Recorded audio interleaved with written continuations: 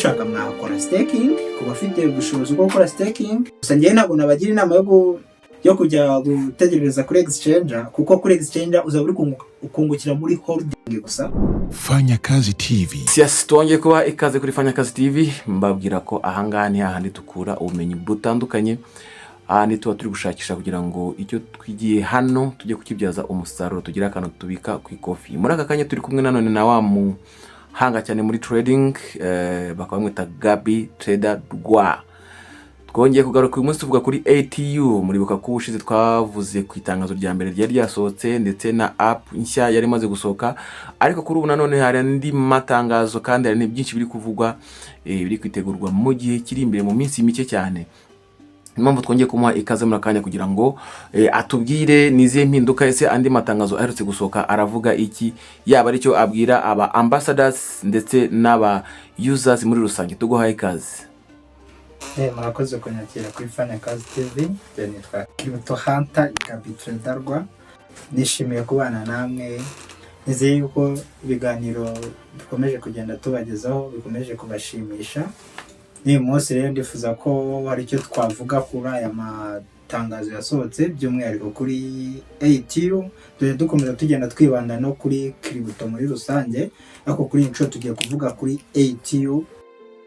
Aya announcement amaze iminsi ari gusohoka n'izi mpinduka turi kubona no kuhazaza cyase ku byo bari kutubwira bizaba ejo hazaza kuri uyu mushinga wa Quantum Wallet, by'umwihariko kuba ufitemo ikoranabuhanga ridasanzwe, ifitemo ecosystem n'umushinga ufite future nziza.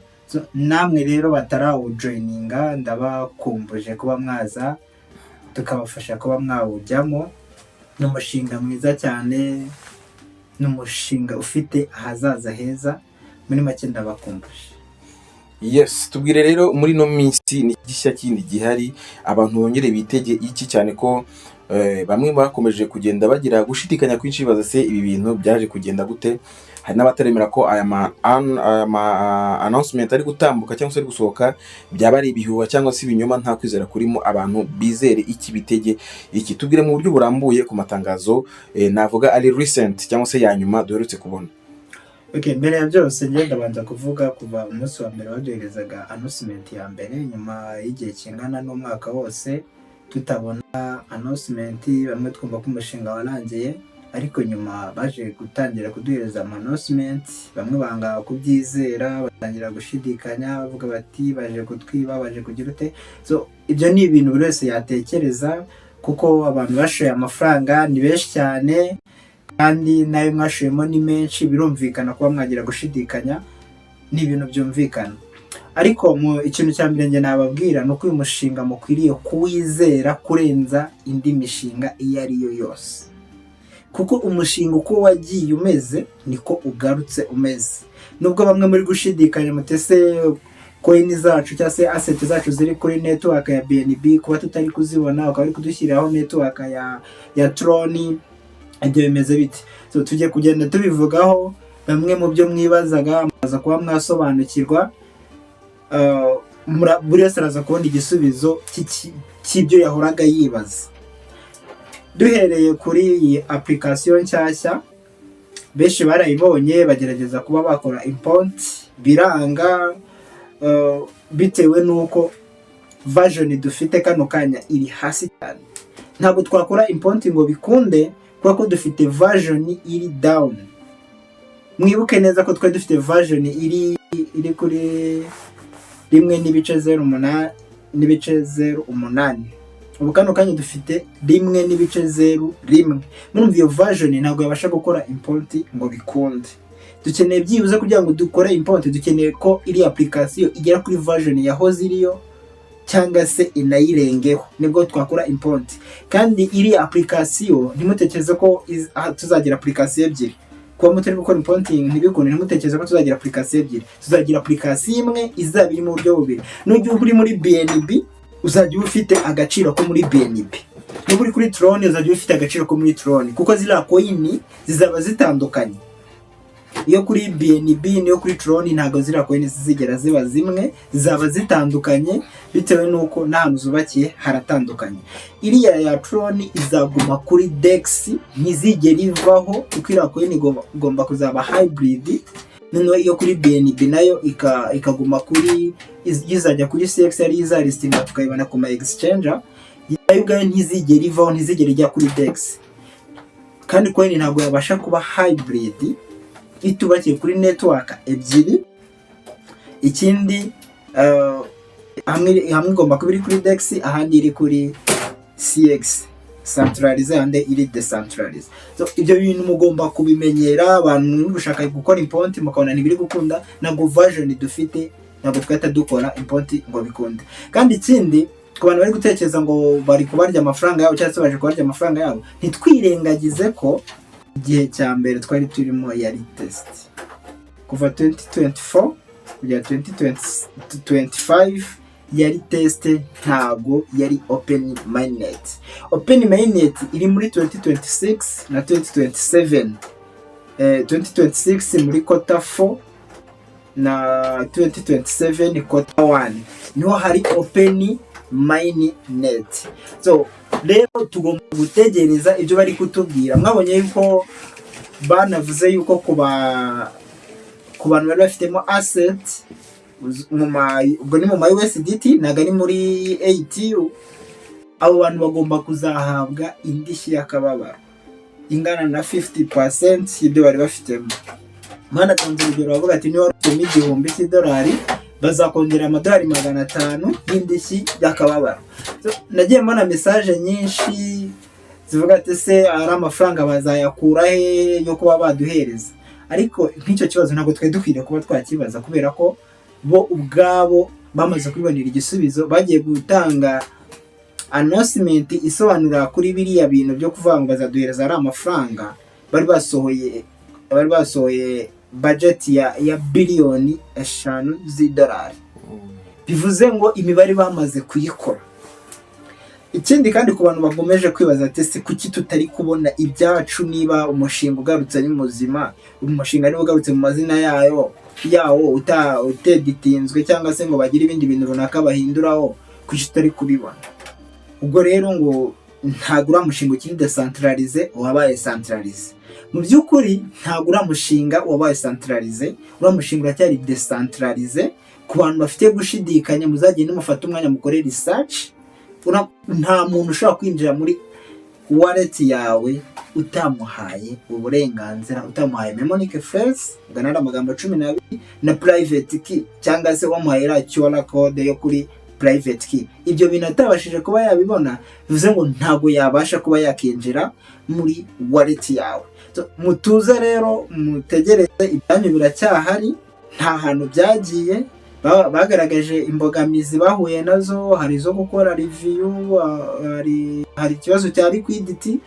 Murabizi ra coin ifite liquidity nini cyane ingana na $500,000,000, ariko uburyo yapanzwe zigomba kujyamo biri mu myaka irenze 10. Kuba rero umushinga wabo warabaye nk'uhagarara, bagiye bagaragaza imbogamizi. Hari ukuba barasabwe amafaranga menshi kubera amategeko ya ETF, kuba coin igomba kubibakinzwe muri gold cyangwa se silver. Ibyo ni ibintu byagombaga kuba byabagora, byatumye amafaranga bari barateganyije kuzajya agenda ajyamo nko mu gihe kingana n'imyaka 10 cyangwa irenga 10, byabaye ngombwa ko bagomba kuba arayo bafataho bayashyiramo kugira ngo coin izabe stable. Kuko mwibuke ko iyi coin ifite ecosystem yayo nayo igomba gukoreshwa muri good and service. Ibyo rero ntabwo twabyirengagiza, kandi ikindi ntabwo tugomba kwibagirwa ko yari test. Ibyo bakoraga byose yari test itanga amafaranga. Mugende musomere roadmap birimo, white paper birimo. So ku bantu rero bari gushidikanya kuba bashora, ushaka mwakora staking, kuba afite ubushobozi bwo gukora staking, cyangwa se nimuyikore n'ubundi kwa kabiri iralaunchinga, iraza kubiri kuri DEX.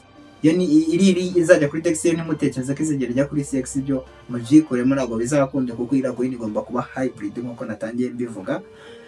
Ubwo mushaka mwayigura ubu ngubu iri kuri 0.3 kuko ni kuwa kabiri nikimara kulocinga izatangira gukora movement. Ubwo bivuze ngo kano kanya ufite amahirwe yo kugura coin zisabwa za minimum staking, ariko coin 100 ufite amahirwe yo kubazigura ku madolari 30, ariko kuwa kabiri ntabwo 30 bizakunda, bizasaba hejuru yaho. Harabona komeje kubona rero bo batangiye icyo gikorwa cyo gustakinga. Ngo nawe niba ufite ubushobozi bwo kuba stakinga, byaba byiza uguze hakiri kare. Niba umva uzaholdingira kuri exchanger cyangwa se kuri DEX, ubwo ni Pancake na SunSwap niho izalistinga. Kuwa kabiri muitegereze, muzayibona. Abadashaka kuba stakinga ariho bazayitegereza kuri exchanger. Gusa ngiye ntabwo nabagira inama yo kujya gutegereza kuri exchanger, kuko kuri exchanger uzaba uri kungukira muri holding gusa, ariko nukora staking muri Quantum uzaba uri kungukira ahantu hagera muri hatatu. Uzaba uri kungukira muri staking, uri kungukira no muri holding. Uko za zindi waguze 100 cyangwa se za coin 1000 waguze, zizajya hari zo bazajya baguha buri minsi 6, nazo ubwazo za zindi wa stakinze zizaba ziri kuzamuka mu gaciro, na zimwe bari kuguhereza nazo ubwazo zizaba ziri kuzamuka mu gaciro. Urumva uzaba uri kunguka byikubye inshuro 4, ariko mu gihe kuri exchange uzaba uri kunguka inshuro imwe gusa, ziri kuzamuka mu gaciro gusa. Ikindi kandi kuba kwibaza batese ko dufite coin zubakiye kuri BNB, tukaba tubona yo itari kuzamuka, bimeze bite?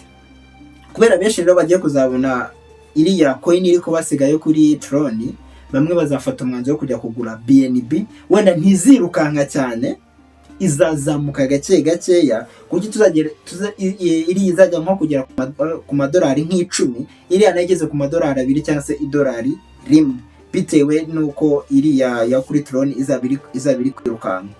Sinababwira ngo nta coin itamanuka, izajya ikurashinga, kuko coin irangwa na up and down. Ibyo ni ibintu mugomba kugenda mukamenyera. Abantu muhora muvati coin izahora izamuka, uyana ihora izamuka ntabwo yabikire coin. Iyo ntabwo yaba ari coin rwose, ikintu kigomba coin igomba kumanuka ikanazamuka. Rero ndabashishikariza ngewe kuba mwagenda mugakora staking, cyangwa se mugategereza. Abafite gushidikanya mutegereze mu kwa 12 nibwo babwiye ko muzaba mwemereye ko mwakora import, kuko imirimo yo kuvugura system ntirarangira, kuko ntabwo hazaba application ebyiri. Icyo kintu manze mu cyumve, ntabwo hazaba application ebyiri, hazaba application imwe. Bivuze ngo abantu mufite coin muri Tron, mwe mwastakinze muri Tron, nabwira yuko coin zanyu zifite agaciro kagendanye n'iyi Tron tuzaba dufite uyu munsi. Iriya yarigeze ku madolari 18 kuri BNB. Niba dukorera import cyangwa se niba twemera ko dukora import, tuzayikora ku madolari 18 n'ibice. Iyi yo kuri Tron niba igeze ku madolari 2 cyangwa idolari 1, bivuze ngo namwe mwari muzifite mu gihe cya BNB, ariko ziri kuri network ya Tron, namwe muzazibona kuri ayo madolari 2 cyangwa iryo dolari 1 izabigezeho, kubera ko ntabwo ibyo kuri BNB uzabijyana kuri Tron, n'ibyo kuri Tron ntabwo uzabijyana kuri BNB, kuko wallet nimwe izaba ifitemo network ebyiri zitandukanye. Ngira ngo mwaranabibonye yuko hari igihe kizagera ikazajya ihuzwa, ukadufata coin zo kuri BNB ukazikuraho ukazijyana kuri Tron, nizo kuri Tron ukazijyana kuri BNB. Ariko ibyo bintu bizaba hagati ya 2029 na 2035, nibwo ibyo bintu bizavuze ngo muri iyo myaka iri kuva 2029 kugera 2035 hazava mu mwaka umwe ugomba gukorwamo ibyo bintu kugira ngo coin ibe hybrid. Bivuze ngo rero ntabwo yaba hybrid ibiciro bingana, igomba kuba hybrid ibiciro bitandukanye, igomba kuba hybrid network zitandukanye.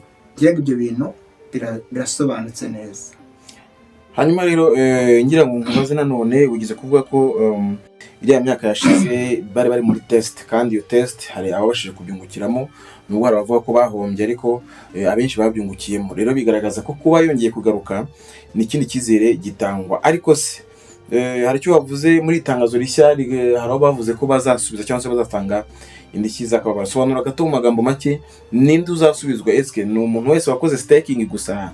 Ninde mu by'ukuri uzahabwa izo ndishyi z'akababaro? Hanyuma gasogora kanone mbaza ku bantu bakunda kuvuga ngo nta stable coin ibaho, we hari aho wavuze ko rwose ko bifuza ko iyi coin zaba stable, icyo nacyo ugisobanura. Banza duhere kuri ni bande bazahabwa indishyi z'akababaro.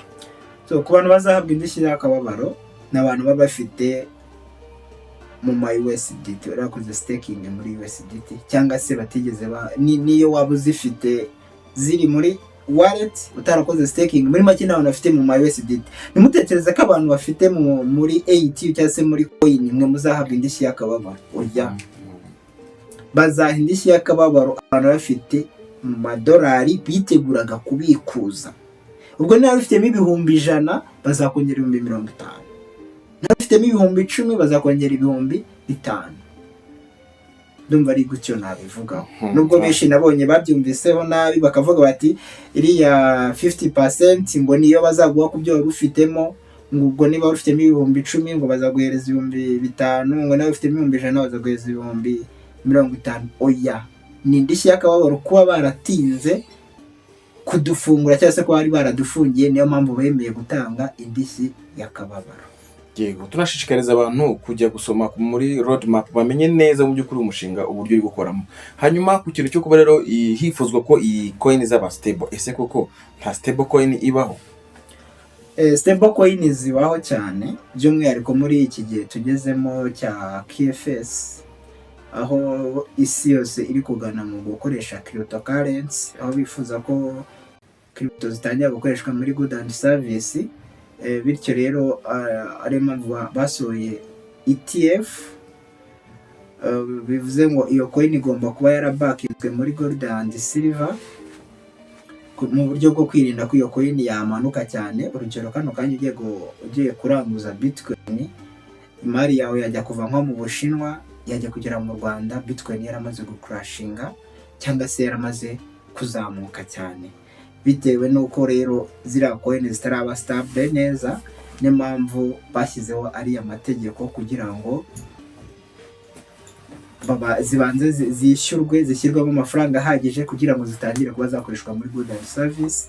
Ari naho turi kubona yuko coin zose zigiye gutangira kuba stable. Uzajya usanga coin iri kuzamuka gakeya ikanamanuka gake, hazajya hahindagurika iriya mibare y'inyuma, usanga nyine ntabwo byateza volatility cyangwa se manipulation ku isoko. Niba waranguye imari yawe ntabwo uri wigeze ahantu uri wicururize yahombye, ahubwo iraza kuba igifite agaciro kuko coin ntabwo zizaba zamanutse cyane. Niyo mpamvu rero mwabonye ko ku itariki ya mbere y'ukwezi kwa mbere uyu mwaka aribwo Trump cyangwa se aribwo Amerika yatangije Global Economic Cryptocurrency cyangwa se Global Economic Reset. Nibwo yatangijwe, aho cryptocurrency zigiye gutangira gukoreshwa muri good and service. Yo mwarabibonye n'u Rwanda ruri kubishyiramo imbaraga cyane, ruri gushyiraho amategeko azaba agenga cryptocurrency. Tubona n'abashishikariza kuzajya mubikora mugendeye ku mategeko. Uwitegeko rizagonga ntazavuge ngo hari abamushishikarije kubijyamo. Ni byiza ko ibintu byose tubikora turi kugendera ku mategeko, kuko turi mu gihugu gifite amategeko kigenderaho. Nawe ni byiza ko ubikora uri kugendera ku mategeko. Kandi ikindi, niba bino bintu uba utabizi, jya ushaka umuntu ubizi agusobanurire, agufashe kubijyamo. Ntukihutire kujya mu kintu utazi, kuko bino bintu bisaba ubumenyi.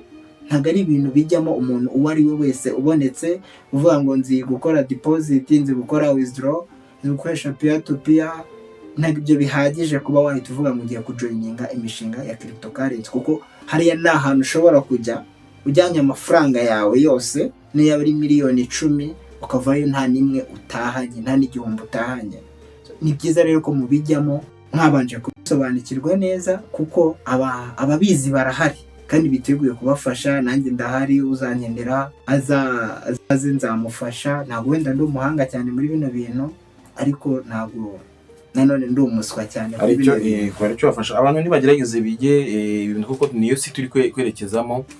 abantu bashakiye ubumenyi, bashakiye abagerageza kubigisha kugira ngo bisobanukirwe.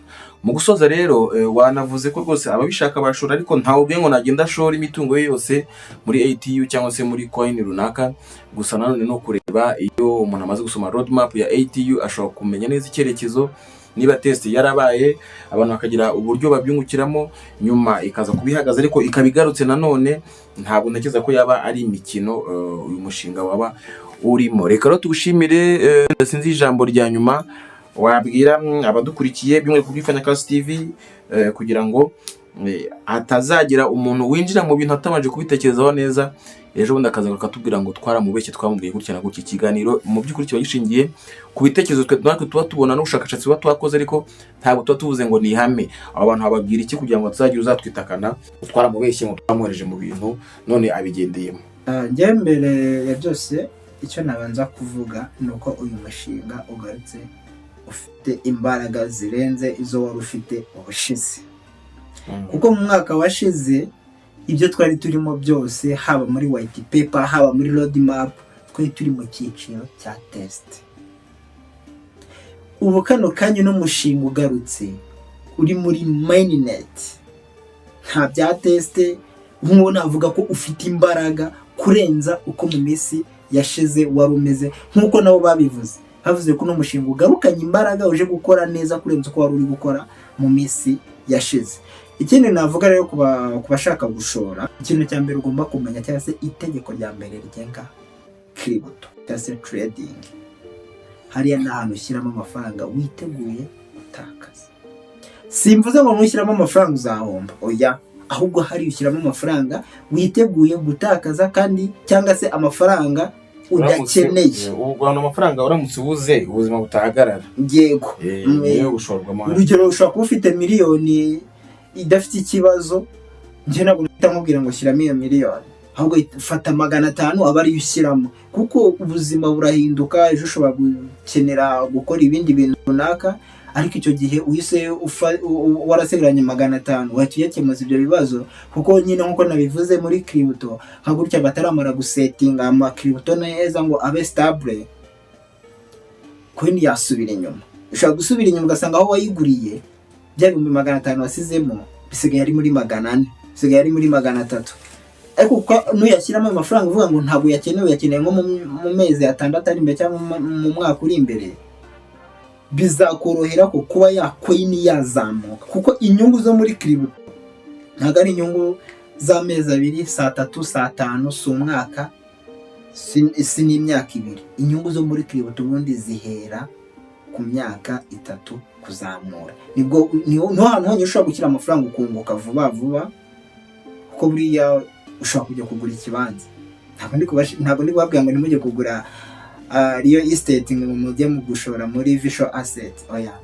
Ariko ushobora kujya kugura ikibanza cya miliyoni 10, nanjye nkashora muri visual asset, tugashyira mu gihe cy'imyaka 3.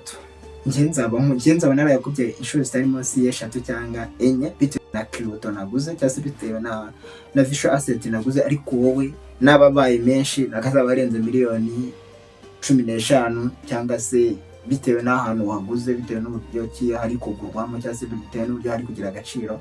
Wese ushaka kuza bigeze muri 20, ariko ngeze muri 50 gutyo, bitewe n'ahantu nashoye. Kuko hano hari ama system menshi cyane, hari nayo nka quantum wallet iri kugerageza gukoresha ya staking. Arahari system nyinshi zirahari zagukorera ugashyiramo amafaranga yawe niziguhombye. Urugero nka arbitrage, ibyo ni system igukorera. Ubwo arbitrage uburyo zikoramo ni robot ziba zigura coin iri hasi, zikayigura kuri exchange imwe ziri hasi, zikajya kugurisha ku yindi exchanger igiciro kiri hejuru. Kuko coin yose ntabwo, coin zose aho ziva zikagira ntabwo zigirira igiciro kimwe kuri exchange. So izo ni impamvu nyinshi cyane, cyangwa se uburyo bwinshi cyane wabona bwo gukoreramo amafaranga. Rero risk management, mugakora ibintu ugendeye kuba twabivuze twicyo dukora, no kuguhereza amakuru, no kubisesengura, tubona ubushakashatsi dukora. Nakubwiye ngo shobora kuko kanaka yabivuze, oya, wahomba nushobora utabanje kubikora ubushakashatsi. Reka tugushimire cyane rero, twizera ko abadukurikiye mwese uwaza kuba afite ikibazo ajye muri comment atwandikire, ati tuzagikora ubushakashatsi, tukomeza kubifuriza amahirwe no gukomeza kugira ubumenyi muri iyi mihanda ya cryptocurrency. Ari Mr. Fanyakazi TV, turi kumwe. Fanya Kazi TV, we are the solution.